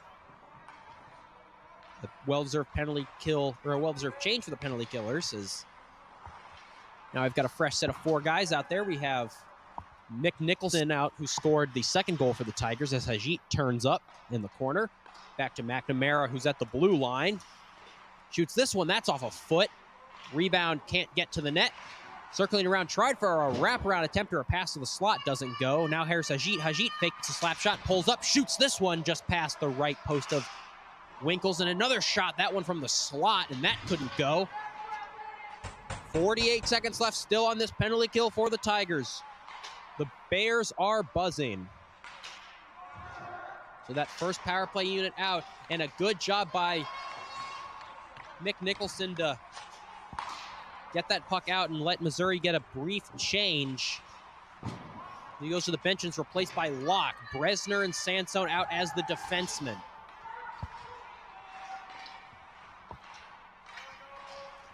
Still in the O-zone is Wash U. 15 seconds left on this power play. Saucers this one cross ice, blue line now top of the right circle. It's Hajit. Back to the blue line, works his way into the slot, shoots that one well high. Bresner and Locke team up to get that one out, and now it is back to 5-on-5. Both teams will take a line change as there's a chance, and it's in! It's in the net! And they waved off the first one. They celebrated, put their arms back down, shot in the second chance opportunity, and scored. I don't believe I've seen a goal like that before. And it's 4-3, and it's Bresner who scored. Can we please, Ray, get a replay on this? Oh my. So much just happened. I don't even know. The shot just kind of came from a hard angle. So the first shot I didn't think went in, but then I saw them stick their arms up, which typically you don't do unless you're pretty sure you scored. And like I heard cheering, and I'm like, okay, they scored. And then the ref waves it off. He puts his arms back down. Bresner fires the rebound in the net and scores. Wow.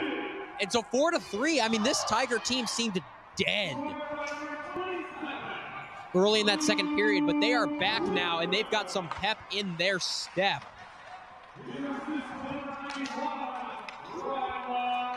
Rylan Quick with the assist, which you like to see, and Bresner, I think, has had Luke Bresner, that is, had a really good game.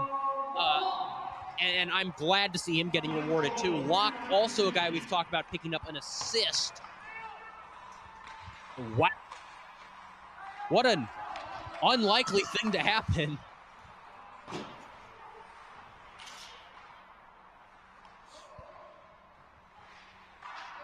There's a shot. That one goes off the stick. And now this has been ejected back out into the neutral zone. The goal coming from that angle is even crazier, considering Pellegrini has pretty much not allowed anything in other than today. And he's been so locked down on those odd angle shots. But that one just squeaks through him and somehow gets in the net. And Pellegrini was very frustrated, we could tell, after that goal. Because, I mean, he had a extra second probably to get up and make that secondary save while they were celebrating. And he just wasn't able to. He was down on his belly when that was scored. There's a low laser behind the net as it just glanced partially, I think, off the post. JT Baker, the D3 captain, gets this one in, and ooh, that one was nearly chipped above Pellegrini, but wide. Missouri's getting their chances now. Not much going offensively for Wash U this period either. Normally when Missouri's had a offensive, flurry, it's been kind of a foot race, and it's been down and back, and Wash U's had their own chances, but not so far this period. Although they might here as the defenseman takes a tumble, working his way in now, in a good stick by Kyle Setnar. I think that was Jaden Salem, actually, with that stick. Really good play there by the defenseman. Salem got the stick, and then Setnar picked the puck up from the trailer.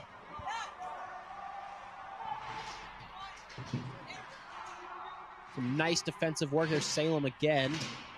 Him and Setnar on the boards.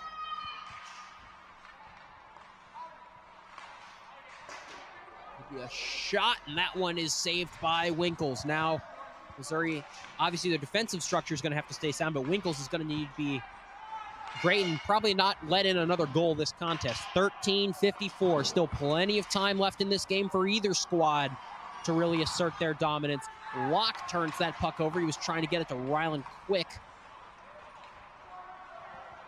Sansone charging. Fighting along the boards.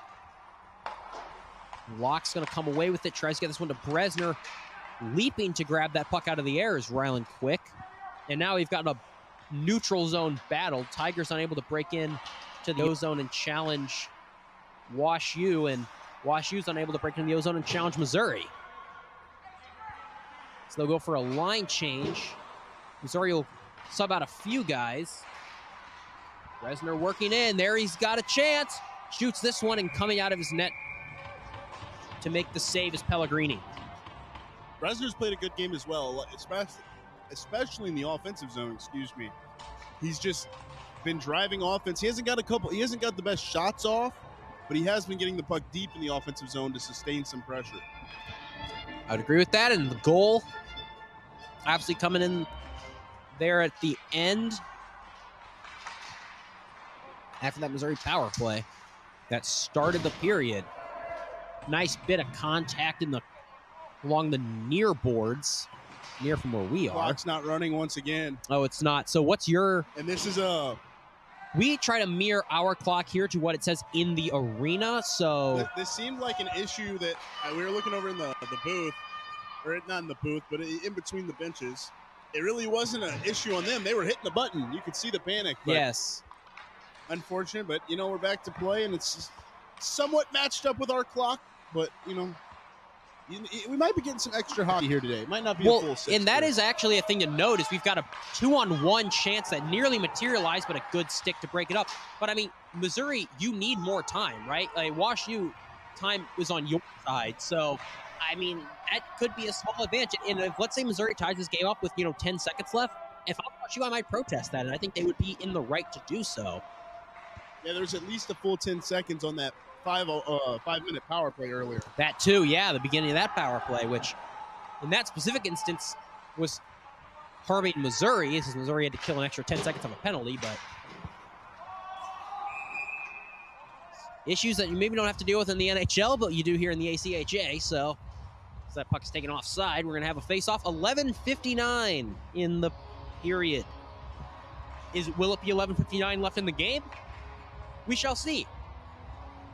We've seen overtimes and even a shootout a few times in this building this year. Missouri's Division II team also just won in a shootout on Thursday in Maryville. They were playing Maryville, the hosts of that tournament. That also included the defending champion Lindenwood and Arkansas as well. Clock not running once more.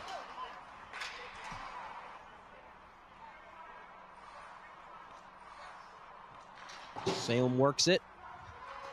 Got this one to the opposite blue line, and now Tigers will chase. Tough angle shot off the back of the net. Things have kind of slowed down now, which is probably not in the favor of Missouri. Momentum is evened out a little bit as Wash U is able to put a cork on this Missouri offense.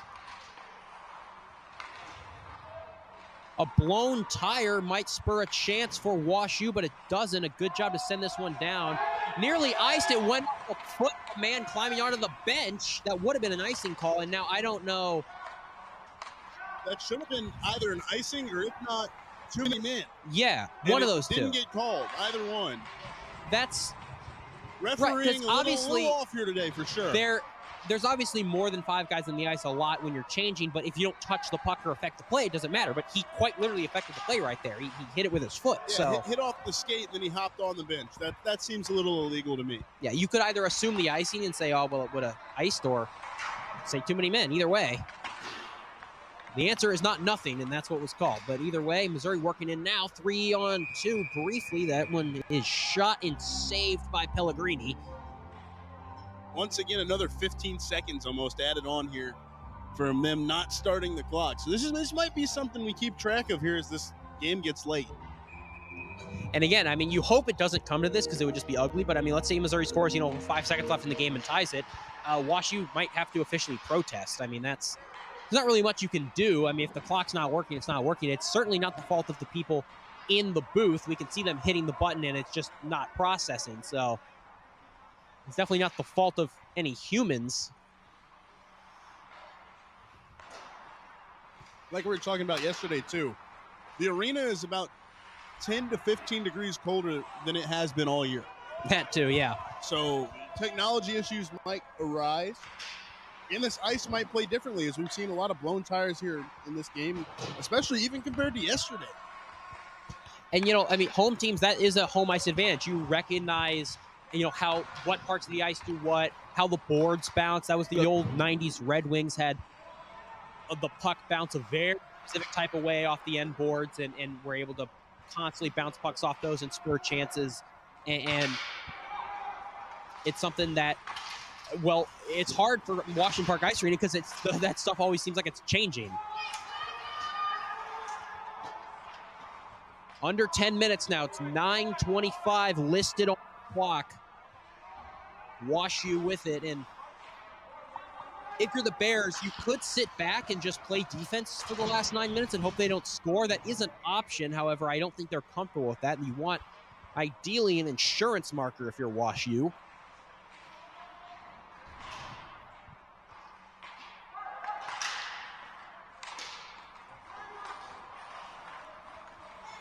Walks out there.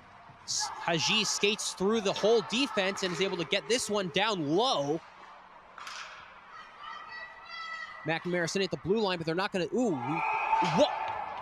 Okay, so that's a goal, and it is waved off for a hand pass that he hit it into the goal. I think that's the right call. It was a shot. I don't think that was an intentional play. We're going to show the replay here. Yeah. They had what the fans think of it at home. They had a player for Wash U trying to go down low, and it just glanced off his hand, which the puck is allowed to hit off a body part and go into the net if it's a glancing blow, but it cannot be a distinct either kick or you can't throw it into the net, etc. And I think that's what it was. I'd say that's the right call. The ref pretty immediately waved that off when it was in. So here's a break, though. Shot and a score, and he knocks the water bottle down. The first one didn't count, but this one will. 5-3. And that one hurts if you're a Tiger fan.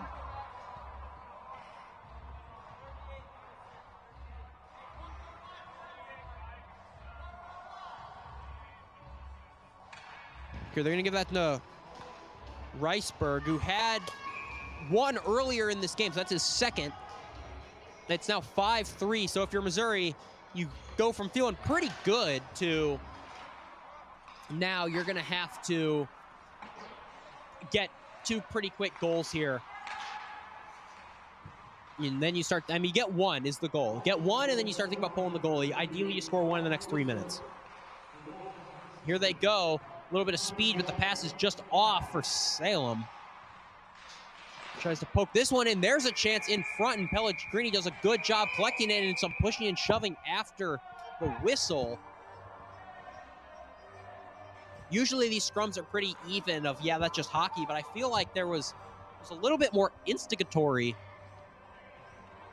for Wash U on that play. I feel like that pushing and shoving is a little more unwarranted than normal, but I don't think a penalty is going to come out of it.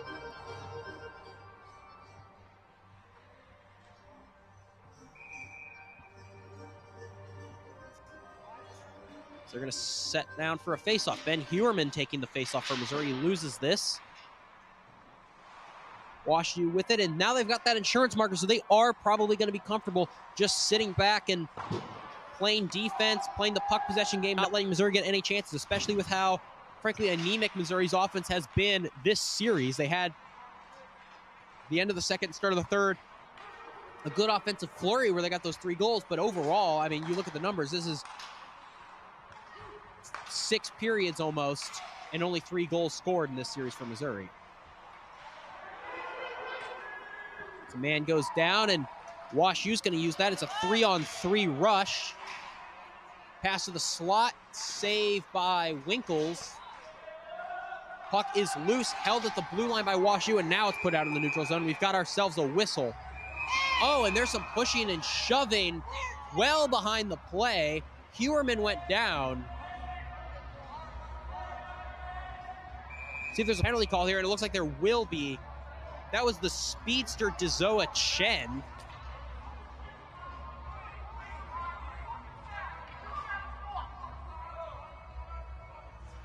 Oh, no, now he is. He went to the bench, and they said, nope, not on our watch, and now he's in the penalty box. Pretty undisciplined play. I mean, if you're Wash U, your goal is obviously to win the game, and you've done your job, essentially. Now you can just sit back and pretty much just skate out the time. Just don't make any silly mistakes. And you do something like that, completely extracurricular after the play, and potentially give Missouri a power play. There is a Tiger in the box as well.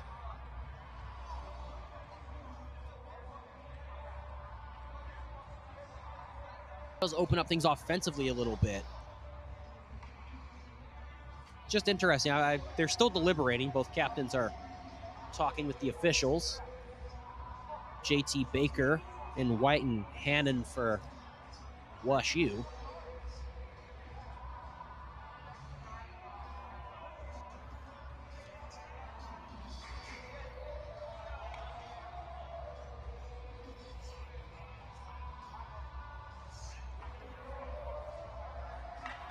Take this time to thank you all for joining us and look ahead at the schedule. The next game that will be broadcast here, Halloween night, October 31st. The Tigers Division II team will be taking on Maryville at Washington Park Ice Arena. We'll be there for that. Then we've got a big D3 slate, November 7th and 8th. The D3 team is going to play SLU at Washington Park, and then they're going to play a series against Drury the next weekend and a series against Arkansas the next weekend. So there's also that tournament in Nashville coming up. We'll get back to you on that. Tournament. Yeah, we're going to hopefully go to Nashville and bring you guys some coverage from that. That's in early January. That's why there's this huge D3 slate. And then January 16th and 17th, Mizzou is going to play Nebraska. That's the D2 team. And 13th and 14th of February, they're going to play Creighton. And then there's also the rivalry at the rink game against KU. That's going to be played later on in probably late February, early March. Looks like we will have a power play here. Yeah, 2 WashU Bears in the box. So a great chance for Missouri. And if they want to win this game, do it now. And here's a break, and Winkles is going to have to come out of his net to play this puck. Do you think about pulling the goaltender if you're Missouri to go 6-on-4? I mean, you need 2 goals. There's 7 minutes left, but, I mean, this power play unit needs to score here. It is tough because of, and we saw this with the empty net goal scored yesterday by Haji. WashU's been so good in the face-off circle that it's kind of hard to pull the goaltender unless you already have won a face-off and have possession. And Winkles is staying in his net. I don't necessarily disagree with that decision. It was just a decision that had to be made. It was interesting to think about. So Kyle Setnar holding the puck at the blue line, puts this one down low. Puck rings very high into the netting, and so we'll get another face-off. There's definitely a few ways you could play this. I don't know, with how Missouri's offense has been this game, I mean, the 3 goals they scored, 2 of them were on breakaways.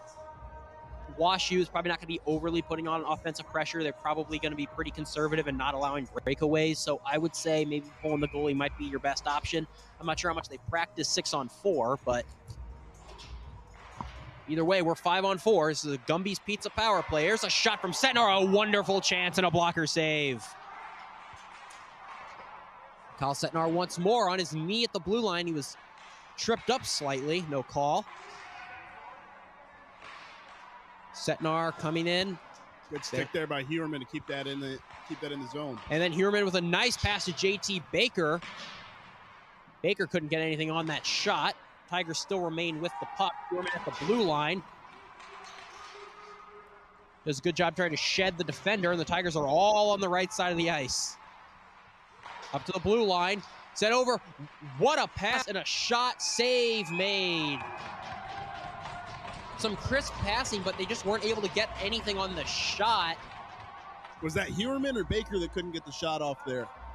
Looked like Heuerman from my point of view. But Heuerman had the shot, or had the pass. I think that was Baker on the shot, yeah. A good opportunity there. Zagorski with the second pass there to get it over to the shooter. Puck movement looking a lot better on this power play. There is a line change. 32 seconds left on this power play. The Tigers need to score. 6 minutes left in this game. Blue line, Sansone. Sends it over.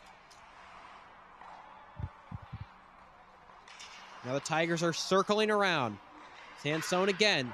Chips this one high off the boards. 10 seconds left on the power play. So this power play is going to expire as WashU will just skate around with it. 3-5 is your score. We're back to 5-on-5 play, so that Gumby's Pizza power play unsuccessful for Missouri.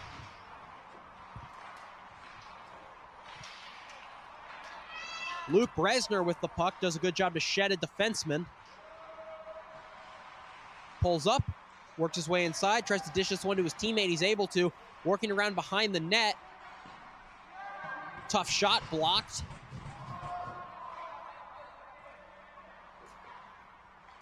A long stretch pass goes nowhere, so thought it was going to be icing, but it's waved off. I think it glanced off a Tiger.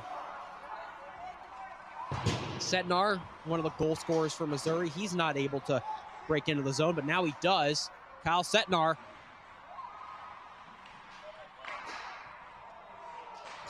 Save made.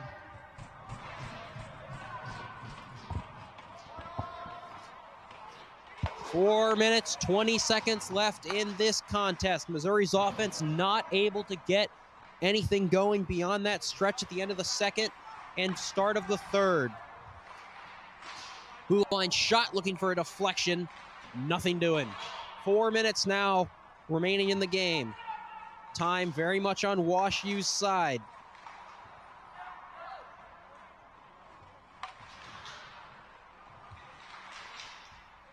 As that one took an awkward bounce off a body and right into the chest of Pellegrini and a heads-up save. You know, one player we haven't seen out there in a while is Cam Axe. No, we haven't. Did he get sent to the, to the locker room? Is that a... I didn't see anyone walk to the locker room. That might have been something at intermission because he's not. It's nothing penalty related. And you're right. I mean, he is a guy you think would be out here, especially because his D partner Zagorski. And we've got a penalty call and an incredibly frustrated Missouri team.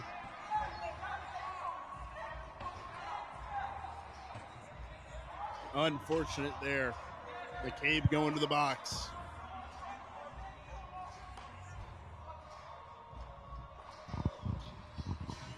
So that'll pretty much do it because it's either Wash U scores and it's 6-3 or they don't, and then that eats up 2 minutes of the remaining 3:41.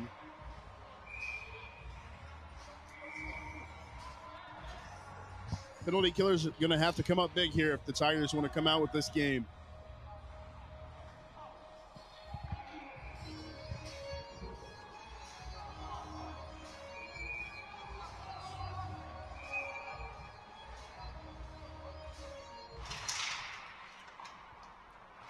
Once again, Wash U's going to take the face-off. They've been so good in the dot. Hajit. Over to McNamara. McNamara back to Hajit. They're just going to play. That's hand in the captain. They're just playing catch now. There's a shot and a good save by Jackson Winkles. Luke Bresner clears this one out. You got to think if Missouri's able to clear this off, they'd pretty much pull the goalie as fast they can, as there'd be under 2 minutes if they're able to successfully kill this penalty off. Less than 2 minutes left on the clock. There's Hajit working it with speed and a great save by Winkles. He tried to beat him far side. Take a look here at both of those saves by Winkles. First one, a good save coming off the stick of Hanan, and then that one, like you said, Hajit came in there. And this team has a lot of speed. This Wash U team, a lot of times they're just flying in. It's almost like they're hard to stop once they get going, like a train. Like a train, that's a good way to say it. It's like a snowball rolling downhill. Once they build that momentum, it's hard for them to lose it.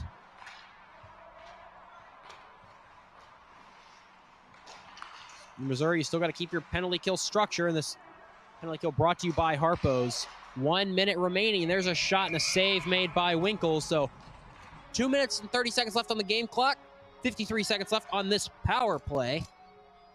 He won't get the credit because they have 5 goals on the board, but Winkles has played one good game too.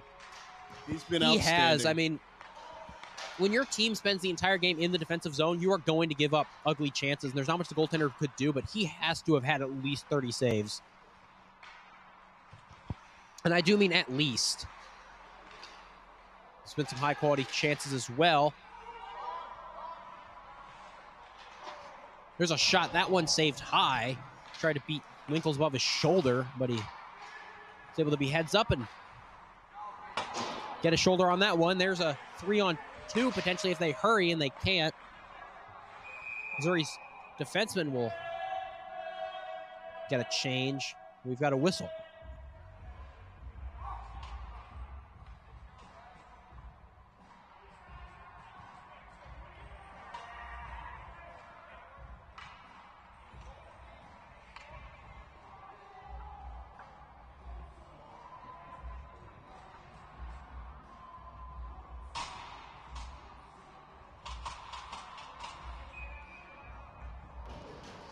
JT Baker will take the face-off in the offensive zone for Missouri. If they, I was going to say if they could win this and maybe get some shorthanded chances here, but they do lose the face-off as they have most of the night. Excellent work done by WashU to eat time up on this game clock while still getting power play chances, and a deke attempt there by Setnar, but he leaves the puck. So we're back to 5-on-5 play. 1:34 left in the game. Winkles is looking to the bench. He's out of his net, but is still on the ice. He's waiting for that signal, but WashU has the puck, so they're going to wait till Missouri has possession. We're sending him now. Yep, there he goes.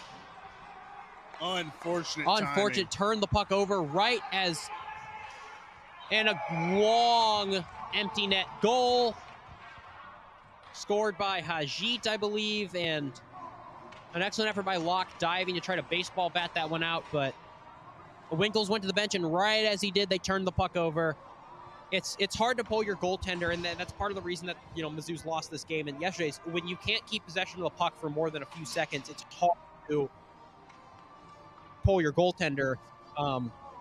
That was a good time to do it. They couldn't keep the puck on their stick for very long. So 6-3 is your score. Missouri will try to end this last minute with some dignity.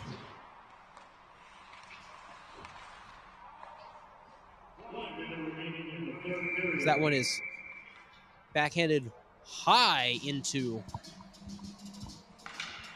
the netting. Still here. We do want to thank you for joining us. We know that it's a Saturday night. You could be doing other things, and we appreciate you for joining us. And so we have a whistle right off the face-off. That's Hajit who's grabbing his face. Rylan Quick, something there triggered him, and just frustration penalty there. I think he cross-checked him right in the chiclets after he took that face-off. 91 on 91 violence. And that is, I mean, Hajit's their best player, both statistically and eye test. Yeah. I'm wondering now if it's only a 2-minute penalty on the clock. I was wondering if that would be a major, because they say, well, it's end of the game, and if they deem that malicious. Looks like they didn't, because if it was a major, then Quick would, I mean, if he got like a misconduct or anything like that, then that's the next game he'd be out. Yeah. He can go hit the showers early, though. He's in the box, so. Yeah. That's unfortunate, but yeah, you could see the frustration. Even on that dump there before the whistle, you could just tell he was just upset. You know what I mean? It seemed like a frustration dump. It went over the board, over the glass. And I think, that happening on Hajit, who's probably the player that's frustrated them the most. He's still out there, so clearly he's not hurt up too bad. They do have cages on, so, in ACHA hockey, so probably didn't lose any teeth there. But now you think they might, instead of just skating in circles, I mean, 50 seconds left and you're on the power play, maybe they took exception to that cross-check and they're going to try to score another.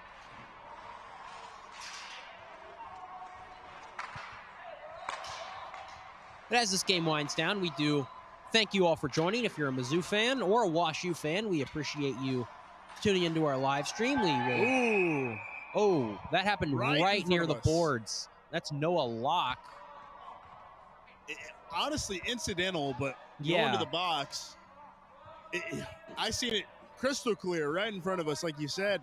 He just gave him a shove. And again, like, And yeah, just the WashU player, like, it wasn't even purposeful. It was just the stick came down and Locke just turned around and hit him right on top of the head. and at this point, it's like end the game. Like I'm,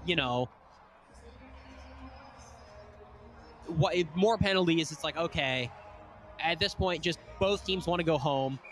It's Saturday. People got class on Monday. WashU has to go all the way back to St. Louis, and Missouri obviously is the losing end here. They want to go home, drive 30 minutes back to Columbia, and maybe get a good night's rest. So it's just tough to see when all this drama at the end of the game and tensions maybe boiling over a bit. Somehow it's still 5-on-4. Two guys. No, there's somehow a penalty there on the Tigers as well if you're keeping score. Yeah. Time not working once again. extending this game longer. It has to be. Our clock shows that this game should be about done. But refs are just going to wave it. That's the game. Yeah. That seems they can't see our clock, but turns out that's actually pretty accurate to what we had. So that'll do it. Yep. 6-3 your final score with an empty net. The WashU Bears defeat the Missouri Tigers. They sweep the series here in Jeff City.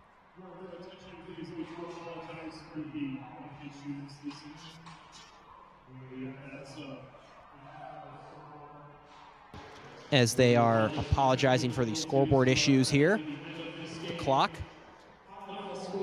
And so they'll line up in the handshake line. Michael Christopher, the goal, and Jackson Winkles, the two goaltenders, leading it for Missouri. And those guys, I would say, were probably the best players for Missouri this weekend. The two goaltenders, the Friday and Saturday starters, and of course Pellegrini leading it for WashU. He was absolutely the best player for WashU yesterday, and was definitely solid today. What are your thoughts, Ray? It's just an unfortunate outcome. They played a lot better today than they did yesterday. I will add that. I can say Tigers, they showed up today just a little late. Just a little late. That's all it was. That first period came out 2-0. Essentially, that was the game. You know, that was the difference in this game. The empty net goal made it 6-3, and obviously that was kind of the end of it all. And both teams a little rowdy there at the end. Unfortunate outcome, not the outcome you want to see, especially coming out of a break. You think they would have had some type of energy coming off of a bigger break, but it was all for naught. And they'll have to pick it back up next coming weeks. This Division III team is going to be off until November 7th and 8th, when they will be back here at Washington Park Ice Arena taking on the SLU Billikens. So we'll, of course, be there for that, and that'll be interesting. But this team, I think the good news is there are some positives to take away from this second game of the series. They can work on a practice, maybe build off, and look for a couple wins over cross-state rival SLU. Our next broadcast, of course, will be on October 31st, Halloween night. You're going to a Halloween party. Maybe you want something to listen to. Throw us on. That's going to be a good game. We're playing Maryville. Maryville just lost to Mizzou in a shootout, so that was a very good contest. Unfortunately, I don't think either of us will be here for Halloween night. You should see Ian Paparocki, hopefully, and hopefully some of the other guys. Yeah, I think that we got numbers, so it'll be good. And with that, that'll do it for us here at Mizzou Hockey. We appreciate you all for joining in. I'm Owen Backer. Join alongside me, Ray Dickerson III, Robert Crable on PA. And we'll see you next week. Thank you very much, and good night.